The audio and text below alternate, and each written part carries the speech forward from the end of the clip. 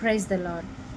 రోమపత్రిక 9వ అధ్యాయం 18వ వచనంలో ఉన్న వాక్యాన్ని ఒకసారి చదువుకుందాం. ఆయన ఎవరిని కనికరింపగోరునో వానిని కనికరించును, ఎవరిని కఠినపరచగోరునో వానిని కఠినపరచును. దేవుడు మనకు తెలియజేస్తున్నాడు, దేవుడు తనకిష్టం వచ్చిన వారిని కరుణిస్తానంటున్నాడు, తనకిష్టం వచ్చిన వారి పట్ల కఠినం చూపిస్తానంటున్నాడు.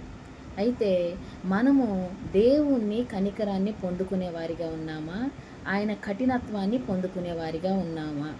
ఆయన సృజించిన బిడ్డలమైన మనము పూర్తి అధికారము ఆయనకే ఉంది.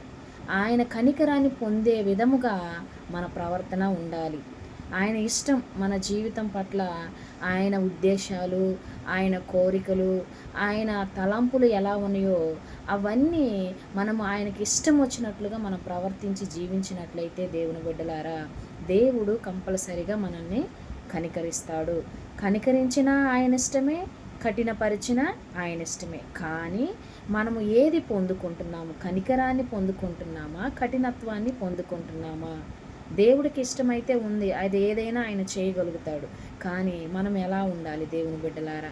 నీవు దేవుని నమ్మితే నిజముగా ఇప్పటి నుంచి నువ్వేమని ప్రార్థించాలంటే, అయ్యా నీ కనికరాన్ని నేను పొందుకునే బిడ్డగా నన్ను మార్చు ప్రభు అని కంపల్సరీగా మనం ప్రార్థన చేయాలి. ఆయన కఠినత్వాన్ని మనము పొందుకొని బ్రతకగలమా? ఆలోచించండి.